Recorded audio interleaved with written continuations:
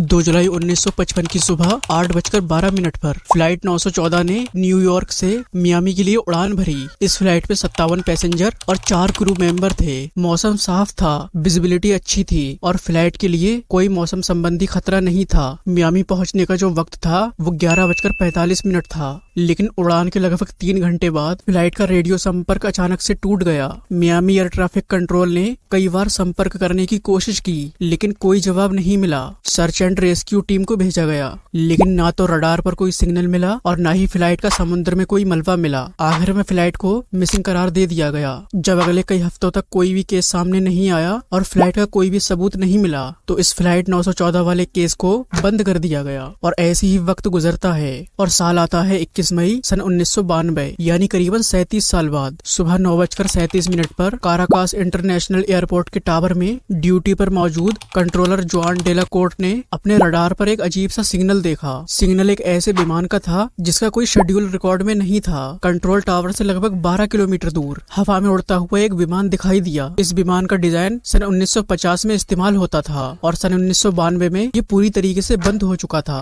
जब विमान काराकास के एयर स्पेस पर आया तो उस वक्त रेडियो पर एक मैसेज आया, काराकास कंट्रोल, ये पैन अमेरिकन फ्लाइट 914 है। हमारी उड़ान न्यूयॉर्क से मियामी के लिए थी, प्लीज हमारी लोकेशन को कंफर्मेशन दे। कंट्रोल टावर में बैठे हुए जॉन ने जब ये आवाज सुनी तो उन्होंने उसका जवाब दिया, पैन AM 914, आप काराकास में हैं। क्या आपको पता है ये कौन सी तारीख है? फ्लाइट में से हिचकिचाहट भरी आवाज आई, 2 जुलाई सन 1955। कंट्रोलर जॉन के मुताबिक जब उन्होंने ये बताया कि आज 21 जुलाई सन 1992 है, तो पूरी रेडियो लाइन पर कुछ वक्त के लिए सन्नाटा छा गया। फिर फ्लाइट के पायलट ने अचानक से सांसें तेज तेज ली और घबराहट में बोला, हम यहाँ लैंड नहीं करेंगे। और उसने तुरंत इंजन की पावर बढ़ाई और विमान को रनवे के ऊपर से घुमाकर तेजी से उड़ान भर ली। विमान ने काराकास एयर स्पेस से बाहर निकलते समय कोई और रेडियो संदेश नहीं भेजा और रडार पर भी उसका सिग्नल धीरे धीरे गायब हो गया। जब से लेकर आज तक ना ही उस विमान का कोई पता है और ना ही उसका कोई सबूत मिला। दोस्तों, इस वीडियो में आप एरोप्लेन के साथ घटी हुई कुछ ऐसी घटनाएं जानोगे जो आपको हैरानी में डाल देंगी, तो वीडियो को आखिर तक जरूर देखें। नंबर 2,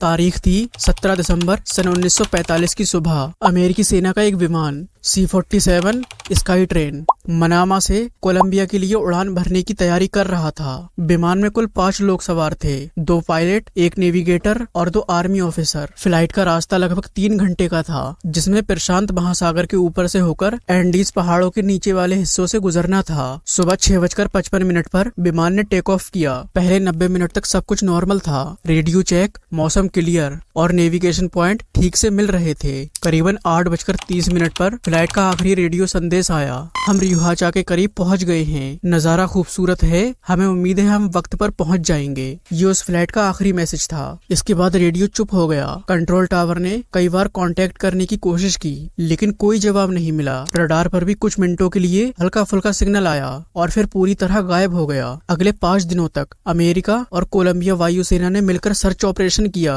लेकिन ना ही कोई डेड बॉडी मिली और ना ही कोई सबूत। और दिसंबर सन 1945 के आखिर तक इस केस को भी बंद कर दिया गया और रिपोर्ट में लिखा गया कि विमान क्रैश हो गया है। फिर ऐसे ही वक्त गुजरता है और फिर साल आता है अगस्त 1998 का, यानी करीबन 53 साल बाद। एक शाम माराकाइबो के एयर स्पेस में रडार पर अचानक से एक सिग्नल आता है और देखते ही देखते कुछ ही देर में आसमान में एक पुराना विमान जो सन 1940 की डिजाइन का था वो दिखने लगता है। जो उस वक्त रेडियो टावर में मेंबर मौजूद थे उन्होंने बताया कि विमान की हालत बिल्कुल नई जैसी थी। सीरियल नंबर भी वही था जैसा हमने पुराने रिकॉर्ड्स में देखा था। विमान कुछ मिनट तक हवा में चक्कर काटता रहा और फिर अचानक धीरे धीरे बादलों में गायब हो गया। जब उस विमान की जांच की गई तो सबके होश उड़ गए। सन 1945 में गायब हुआ विमान और सन 1998 में देखा गया विमान दोनों सेम थे। दोनों का सीरियल नंबर भी सेम था, लेकिन कोई लैंडिंग या टेक ऑफ का कोई रिकॉर्ड नहीं मिला। नंबर 3, 8 मार्च 2014 की रात 12:41 पर MH370 ने कुआलालंपुर इंटरनेशनल एयरपोर्ट से उड़ान भरी। मौसम साफ था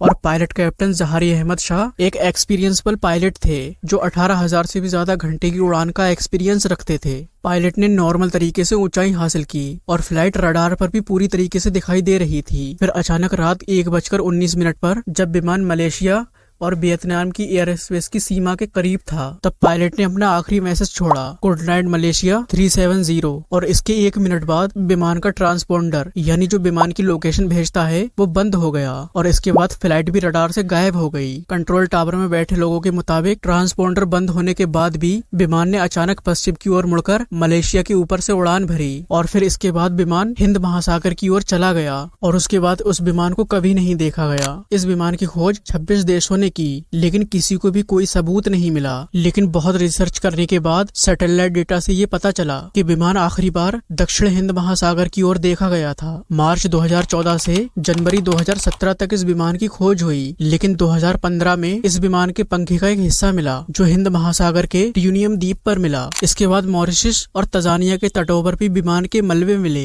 लेकिन विमान का जो मेन ढांचा था वो आज तक किसी को नहीं मिला और न ही उसमें बैठे पैसेंजर्स का कोई पता लगा। अब रिसर्चर्स का ये मानना है कि विमान के पायलट ने जानबूझकर विमान को हिंद महासागर में उतार दिया था। कुछ लोग मानते हैं कि विमान को हाईजैक कर लिया गया और वहीं पर कुछ लोगों ने इसे फ्लाइट 914 और जो 1945 में विमान गायब हुआ था C-47 स्काई ट्रेन, उनके केस में ले जाकर इसे जोड़ा। जैसे वो 2 विमान गायब हुए थे उसी तरीके से ये विमान भी टाइम ट्रेवल की हिस्ट्री में चला गया। दोस्तों उम्मीद है आपको ये वीडियो जरूर पसंद आया होगा।